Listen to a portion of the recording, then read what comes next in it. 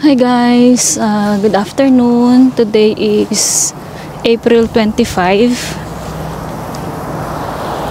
Kanina pa cloudy, akala ko namin uulan. Pero kailangan pa rin namin magdilig-dilig kasi para mabuhay na tong aming damo na to. Tulungan natin silang mabuhay. Kasi yung iba, hindi pa nagdidilig kasi buhay naman na yung halaman nila eh. Kahit hindi sila magdilig, pero itong sa amin kasi bago. Kailangan nating tulungan. Mahangin mga friend, pero parang feels like Baguio. Feels like Baguio ang style niya. So guys, meron palang nagtanong sa akin dati kung magkano ang HOA dito sa aming subdivision, dito sa aming area. Ay wala po kaming binabayaran HOA dito mga friend, no, kasi nasa acreage kami at nasa suburban kami area, tsaka wala kaming mini-maintain dito na mga park or mga water park or mga playground. Usually kasi mga friend, no, kapag sinabi mo mga HOA, yun ay napupunta sa mga ganong amenities ng subdivision. At kami ay walang ganon mga friend, wala kaming playground. Meron kami dyan na walking trail, meron kaming iniikutan dyan mga pinaglalaroan yata ng mga pets nila, nagtatakbuhan sila dyan sa area na yan, kabila. Pero yan mga friend, ang nagme-maintain dyan ay yung mga tao lang dito, yung mga nagbo-volunteer sila dito para ma-maintain yung kalinisan yan sa area ng trail na yan. Kasi dito uso naman dito yung mga ride-on na John Deere na lawn mower, kaya ride-on na mga snowplow, kaya hindi siya mahirap i-maintain. Pero itong road namin mga friend, pinapasok kami dito ng city service, ini-snowplow pa rin yung road dito, kaya walang problema dito sa aming street. At yung mga friend ko, doon nung naghahanap kami ng mga community na mga possible naming magustuhan, ay isa yan agad sa tinatanong namin kung mayroong HOA ba yung community na yun. At kapag meron, medyo kubasa na tuloy ako, medyo medyo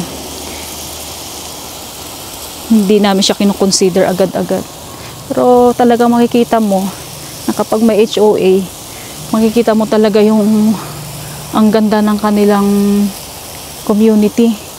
Talaga yung maiengganyo kang mag-stay ng matagal pa muna, magkikiusyoso ka pa.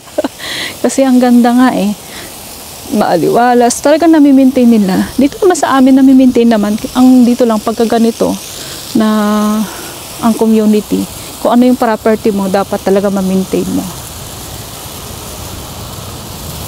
Tapos kapag halimbawa naman na gusto mong mag-set up ng playground para sa anak mo, malaki kasi yung mga likod ng bahay namin dito mga friend, kaya hindi siya talaga tatayuan na siguro dito, hindi magtatayo ng playground kasi nga ang style kasi sa mga ganito, magsiset up sila ng sarili nilang playground sa mga likuran para sa mga anak-anak nila, ganun. At yun isa din sa mga pinapangarap namin na magkaroon kami ng ganun para kay Ashton at kay Ate Miles. Tatayo kami ng gazebo doon o kaya ng playground, parang mini park namin, para kahit hindi kami lumabas, kasi yun naman talaga ang purpose namin. Kaya kumuha kami ng medyo malaking area para kahit hindi kami pumunta na sa mga park, ganun. Kasi hindi kami masyadong ma-outdoor, sa totoo lang, hindi kami masyadong ma-outdoor mga friend, no, kasi hindi basta-basta pwedeng ilabas si Ate Miles. Kasi pag summer dito, maraming dandelion, alam mo yung mga allergy sa mga pollen, may ganun kasi si Ate Miles eh. Tsaka hindi siya basta-basta pwedeng ilabas kasi ang lalaki ng lamok, o kaya biglang uulan, or may mga ganun kasi si Ate Miles na medyo sensitive siya pagdating sa outdoor. Iniingatan namin yung health niya. pag nandito kami sa aming sariling labas, anytime na magpapalit siya ng diaper, so okay lang na ipasok namin siya agad sa loob ng bahay namin kasi nandyan lang. So magsiset up kami ng ganun. Ganyan yung pangarap namin. Pagka naglalaro si Ashton doon, pwede makijoin si ate sa likuran. Or kami nagbabarbecue tapos nandun din si ate sa likuran. Nakikita namin siya. Kaysa pupunta kami sa park. Pero yun nga, kapag ka nandun sa community ka na may sarili ng park, paglalabas ka na ganyan, may park na, may playground na, may water park na, pwede ka na doon magliligo-ligo sa water park nila. Yung mga friend na ganun, may mga libre naman kasing ganun dito. May mga government na free yung ganong mga amenities. Bakit ka pa magbabayad sa home owners association na ma-avail mo naman yun na free tuwing summer, yung mga outdoor na ganon? Kasi tulad niyan, magbabayad ka ng HOA the whole year, pero magagamit mo lang yung mga amenities ng summertime lang. Parang hindi ko alam kung magets kung worth it ba talaga na magbayad ka ng HOA, parang ganon, para lang ma-avail mo yung mga amenities. Kasi meron kaming napuntahan na isang subdivision dito sa may West Edmonton side, na meron silang sariling soccer field. Sa community to mga friend ha, hindi to sa school or something. Meron siyang soccer field, mayroon siyang picnic area, may gazebo, tapos meron siyang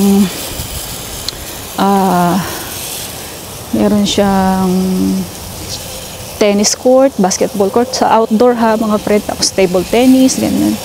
Yun yung mga na-avail nila na amenities sa kanila. Pero nakapasok kami sa kanilang picnic area, sa soccer field, tapos si Ashton doon. Ang hindi lang namin napasok yung kanilang court kasi naka-enclose yun. Meron silang sariling parang access card. Pero yun nga, na-avail lang nila yun summertime.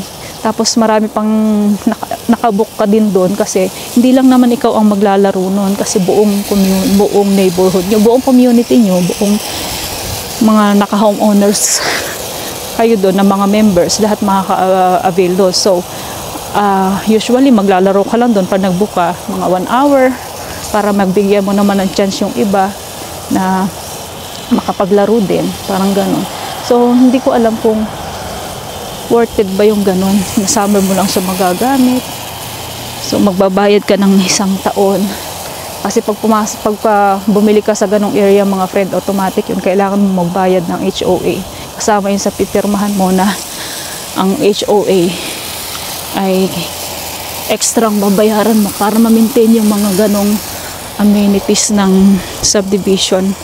So pagpasok mo pa lang na ganyan ng subdivision mga friend, bubungad na sa yung isang magandang fountain, tapos ang ganda-ganda ng welcome to ganyang subdivision, tapos naka-landscape talaga yan, tapos yung running yung fountain nila, running yung water, tapos meron siyang tambayan talaga, nakaset up ng picnic, tapos may mga upuan, tambayan siya.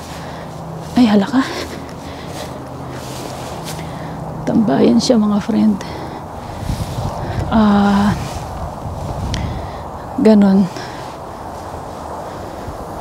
mga tambayan siya, maganda. Tapos manunod ka doon ng mga, pero man-made yung mga yun, man-made yung kanilang na yun, lake, mga ganyan. Ang ganda.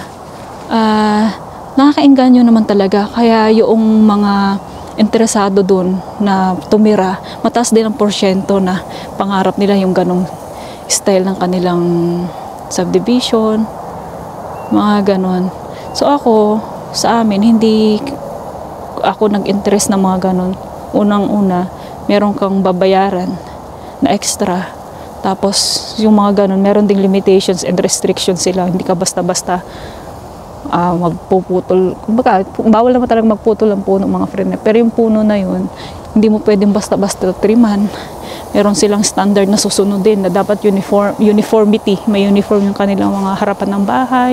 Kaya yung kulay ng bubong mo dapat pare-pareho kayo. Kasi pag halimbawa nasira yung bubong mo, gusto mong papalitan, parang kailangan mo pa yata magpa-approve sa mga ganon. Sa sa kanilang director or mga kung ano-ano sinong magpapa-approve na ganyan. Hindi ko lang alam kung ano sa may mga gano'n na subdivision may mga restrictions sila. Tapos sila magsasabi sa iyo kung yun ba ang tamang kulay ng bubong mo. So ano yun, alam mo yun, sarili mo ng property pero hindi ka pa rin pakilos, meron ka pa rin dapat sundin. Pero yun nga, dahil pumirma ka doon, kailangan mo sumunod. Kailangan mo pa rin siyang sundin. Ayan. At meron kaming napuntahan na isa pa sa St. Albert. Ang ganda ng bahay kasi na-curious din kami sa area nila. Ay mga friend, no, meron silang beach front.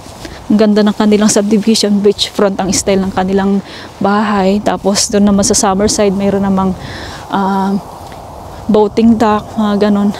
Sigurado meron silang mga homeowners kasi tinry namin pumunta, sabi ko kaya yun, punta kami doon sa harapan nila sa area na yun. Hindi kami makapasok kasi may access card pala. Meron silang mga code something. So ayun, yun ang mga avail naman nila mga friend, no. Sa kabilang banda, maganda rin yung mga ganon kasi mataas ang uri ng subdivision mo kapag ka may ganon. Tsaka yung mga interesadong gustong tumira doon, tsaka yung mga na-intriga, mga ganon. Yung na-encourage silang tumira sa mga ganon, yung ibang mga tao. Pero sa akin, parang ayoko ng ganon.